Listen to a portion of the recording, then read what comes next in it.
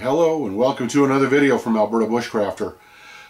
I've been into a lot of camp cooking videos and everything else, but I just got tagged for my everyday carry, and that made me think, there's actually a piece of gear that I do carry in my regular kit, even my, I'm not going to call it ultralight, but my day tripping or, you know, 2 or 3 night kit.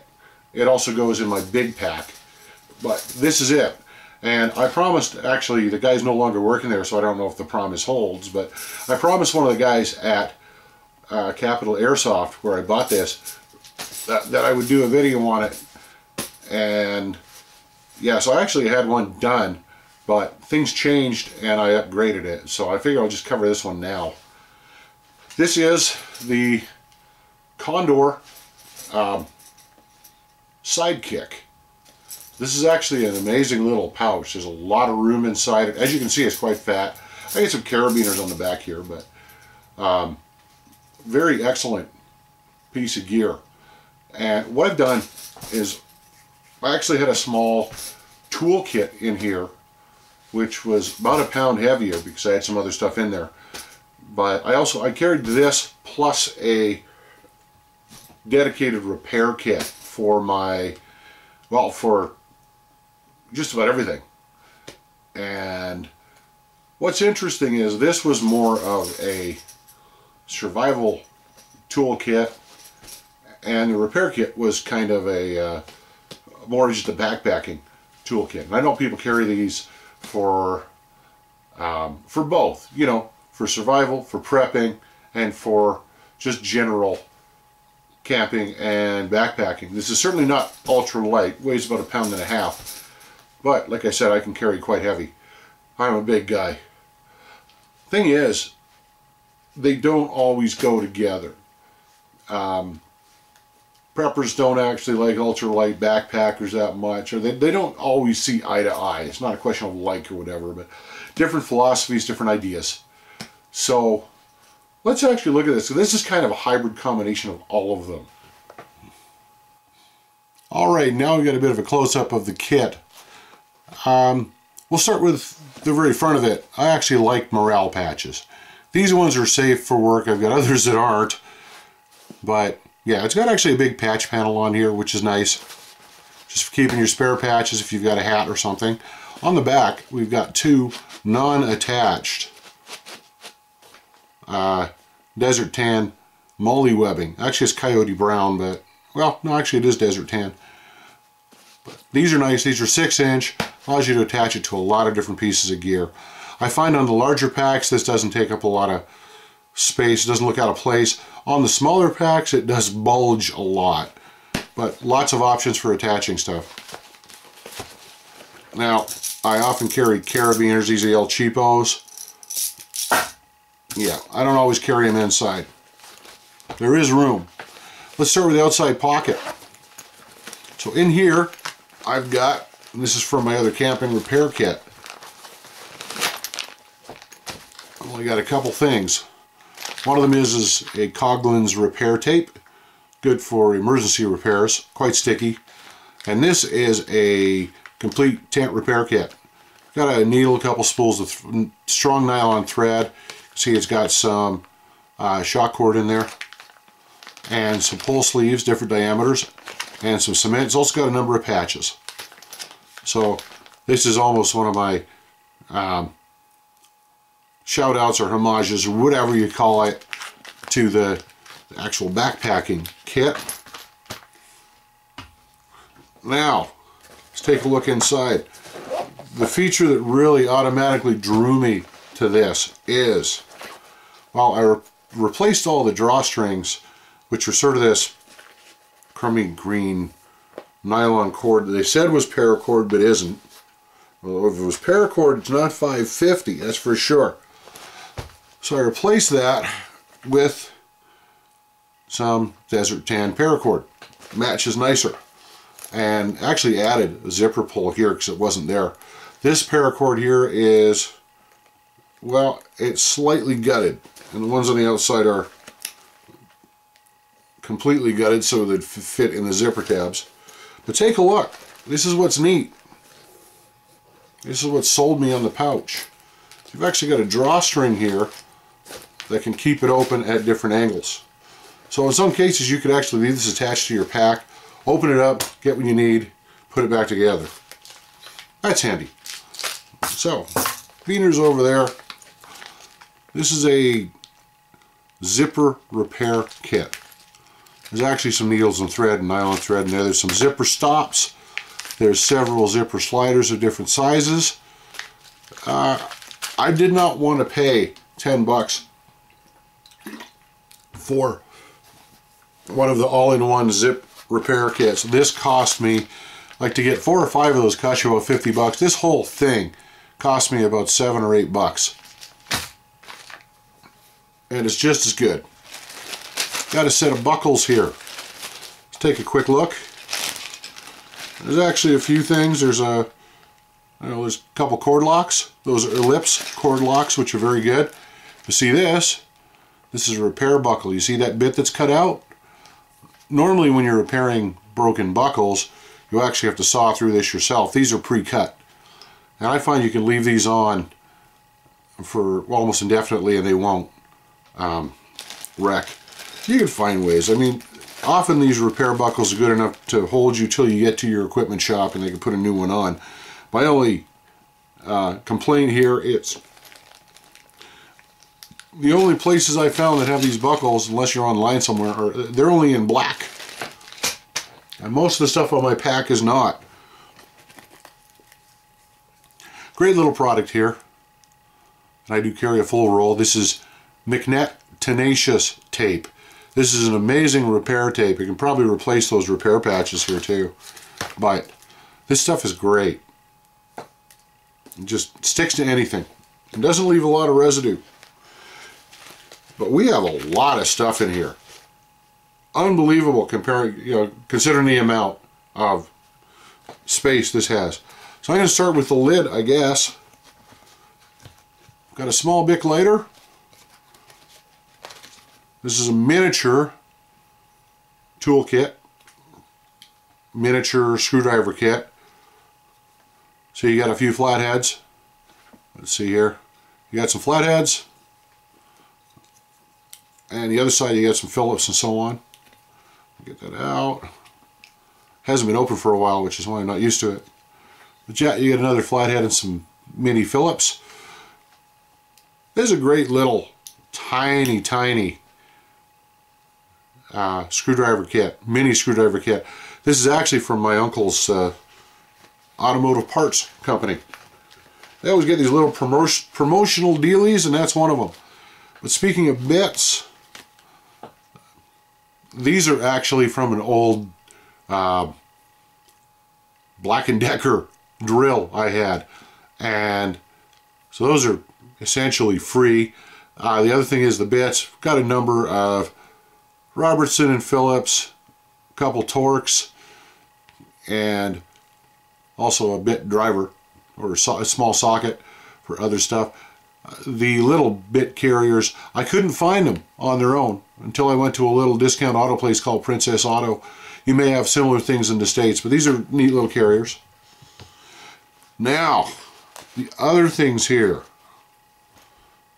McNett Seam Grip. McNett Sealants. It's one of my favorites here. McNett Free Sole.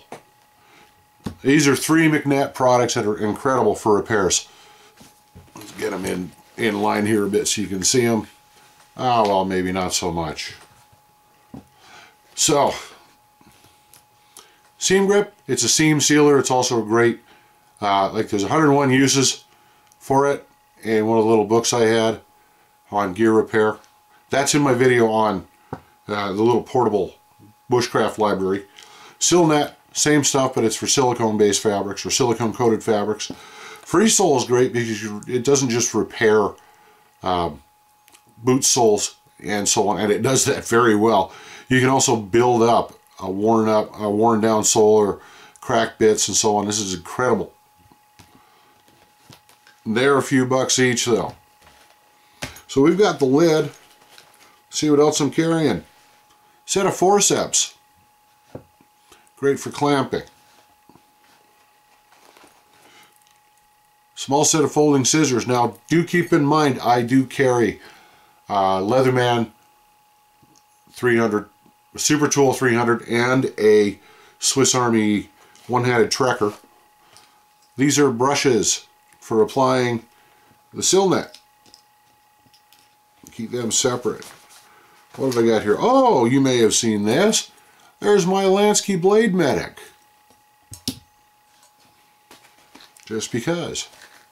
This is an interesting little tool. This is from Lee Valley Tools. This is actually a wrench. And you can't see it too well, but it is stepped. It's also got a hex bit and a small pry bar on it. So that's handy. This works. I use this in conjunction with the bits. I will be getting a Leatherman bit driver for the Leatherman and putting it in that pouch. But so far, that's what we've got. This is something people don't think much about. This is a measuring tape. This is just a cloth dressmaker's tape. They're about $2. But very handy if you want to actually measure something you're putting together. Okay, big slab of duct tape. And what else? Got a piece of inner tube. This is for Ranger bands. You may check YouTube, check the internet. You'll see how very useful this stuff is. Inner tubes are wonderful materials for repairing stuff. Got some gear ties. Not too many. I may be putting in more. Now this is my own. I put these in, well, because I can. These are a couple, they're kind of stuck together now, but these are a couple of my paracord gear ties. So very excellent for fastening stuff together. Check my DIY section on my channel and you will see how to make these. There's an upcoming video on how to waterproof them as well. Not that it really needs it, but it gives them more grip. So these are paracord gear ties. I think those are 12-inch. And these ones are a lot bigger. These are 24. Great for fastening stuff to other stuff. And of course, what would a kit be without 50 feet of paracord? I got black because that's what it is. So this is actually a pretty comprehensive little repair and maintenance kit for what weighs just over a pound. Take a slide back here and you can see that's actually a lot of gear. So this will actually let you deal with just about any eventuality in the bush and for not a very big weight penalty at all. Like some of this stuff, my old repair kit with the sill net and everything weighed, well, 2/3 of a pound. And this is about double that. So about 1.33 pounds, maybe a little less. Anyways, yeah, very versatile bunch of gear for a lot of different repair necessities, repair needs. Now, like I said, on top of that, I do carry a couple other tools with me. So with this, I'll probably add a few more pieces of gear to it. Who knows? Maybe some snare wire, but that's normally in my pocket survival kit anyways. Main thing is you don't really need to duplicate gear. You don't need to double up and add weight. Just carry what you, well, I mean, this is a compromise between carrying what you absolutely need and carrying what you might need. And we don't mean what you might need, you know, for a 1 in 1,000 or 1 in a million event. This is what you'll probably need or find useful. Like all this stuff, we're good. You can supplement stuff in your first aid kit. You got the multi-tools, you got your blade. But this is pretty good. I think the only thing I might add here, and this will offend some of the leave no tracers, but I might add some nails. I might add a bit of wire. We'll certainly add more paracord. But you know, that's the wire and other stuff. That's more of a survival thing. Okay, so that will cover it as far as I know. If anyone's got any suggestions, you can feel free to add some comments, but you know, there is a little bit of room left in this thing. Okay, so you've seen this. So this is actually a decent repair kit, and much more comprehensive than the real ultralight ones. I like to be a little more prepared than ultralight backpackers. I like to actually, I'll probably throw some more gear ties and some wire and a few other things in there. Might increase it by an ounce or two as far as the weight goes. Nothing much. But like I said, I tend to pack reasonably heavy. My sleeping bag, well, depends which one I'm carrying. But I just weighed the box of gear minus the stove and the sleeping bag and everything else. It came out to about 12 pounds. Now with this, just over 13. So I do carry a big pack. Carry a lot of gear. That was including, by the way, knives, a few other pieces of gear, and hatchet, and so on. So that's not terrible. We start adding the tent and everything else. It bulks up into about the 40-45 pound range, which for me is comfortable. I'm used to carrying that kind of pack. I carry about 15 pounds on my back every day, and that's just lunch and thermos and the EDC. Wanted to discuss a couple other things I do carry in the pack though.